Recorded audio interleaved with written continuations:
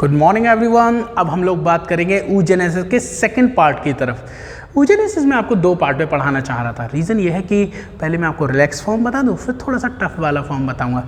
अगर एक ही में सब कर देंगे तो काफ़ी हौच पौच हो जाता है। ठीक है, तो चलिए, हम लोगों ने oogenesis पढ़ी थी। पहले उगोनिया का नंबर इंक्रीज़ करा था बाय माइटोसिस, फिर वो ग्रो करके प्राइमरी oocyte बना चुकी थी। इसमें मियोसिस फर्स्ट हुई थी तो हो गया था secondary spermatocyte first polar body. इसमें मियोसिस सेकंड हुई तो बन गया था ऊटेड और सेकंड पोलर बॉडी, और इससे बन गया था ओवम।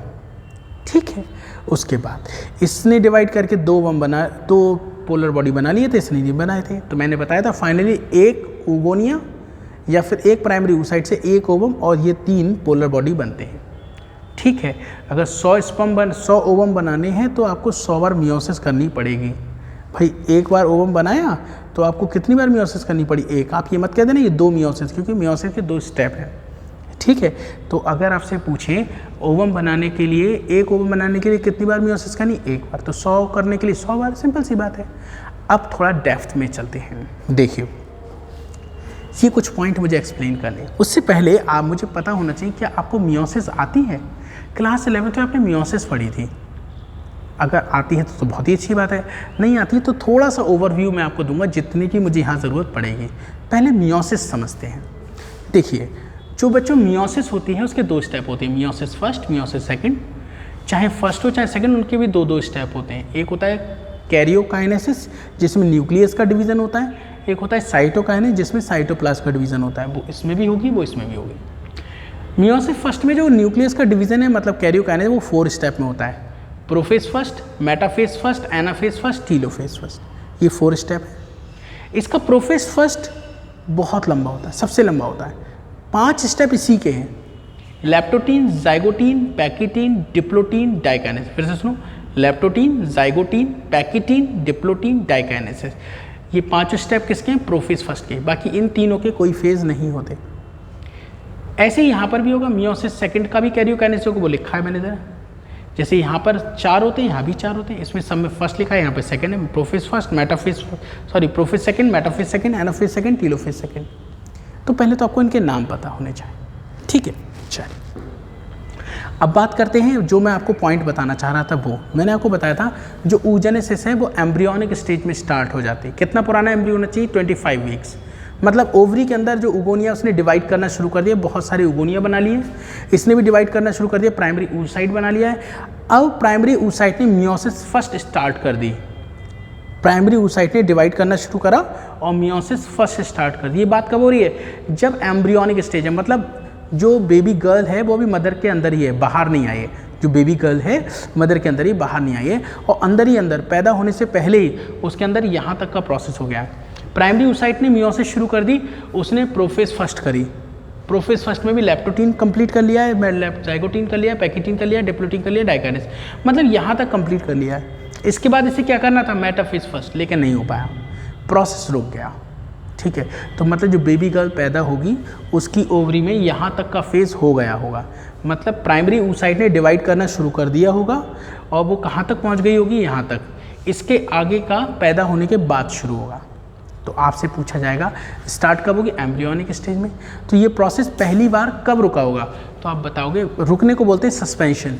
फर्स्ट सस्पेंशन कब हुआ होगा? At diakinesis phase. आप डाइकाइनेसिस फेज बोल सकते हो, मोर एक्यूरेट है।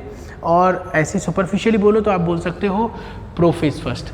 तो प्रोफेज फर्स्ट में ये प्रोसेस रुक जाता है। प्रोफेज फर्स्ट में भी कहाँ पे रुकता है? तो आप बताओगे डाइकाइनेसिस में रुक जाता है, मेटाफेज नहीं होता है। ठीक है, बात समझ आई? तो पहला oogenesis का सस्पेंशन कब होगा? एम्ब्रियोनिक स्टेज में होगा। कब होगा? जब प्राइमरी oocyte मियोसिस फर्स्ट कर रहा होगा, वो भी कहाँ तक? डाइकाइनेसिस तक। तो आपसे पूछे फर्स्ट सस्पेंशन कब होगा, तो आप बताओगे डाइकाइनेसिस फेज में। फिर ये सस्पेंशन ठीक कैसे होगा? फिर बेबी का जन्म होगा, वो बेबी गर्ल दुनिया में आएगी, उसकी बर्थ होगी, फिर उसका आप डस्टॉन करोगे, फिर बर्थडे मनाओगे, पहला बर्थडे, दूसरा birthday, 10th birthday, 11th birthday. जब प्यूबर्टी एज आएगी तब उसमें oogenesis फिर स्टार्ट हो जाएगी।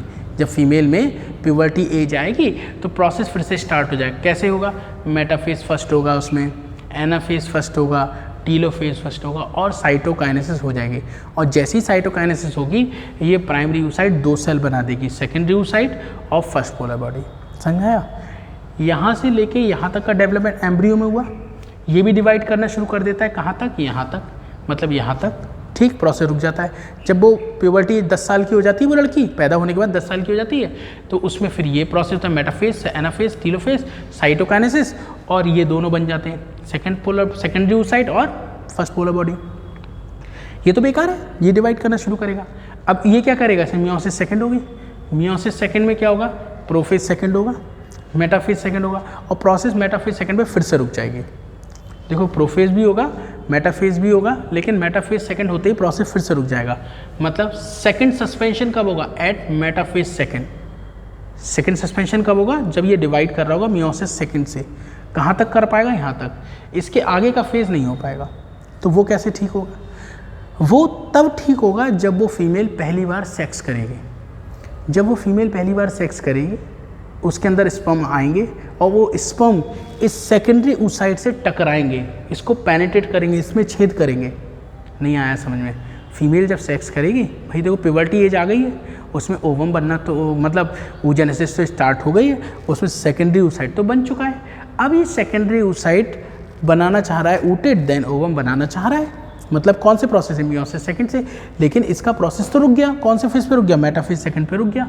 तो सेकेंडरी oocyte मेटाफेज तक डिवाइड करता है, इसके आगे प्रोसेस सस्पेंड हो जाता है। और वो सस्पेंशन कब रिजॉल्व होगा, कब ठीक होगा, तो आप बताओगे ये सस्पेंशन तब ठीक होगा जब स्पर्म का पेनिट्रेशन होगा विद सेकेंडरी oocyte। वो स्पर्म का पेनिट्रेशन कब होगा, जब फीमेल सेक्स करेगी तो स्पर्म उसकी वेजाइना से होती हुई अंदर आएगा और फैलोपियन ट्यूब में जाएगा।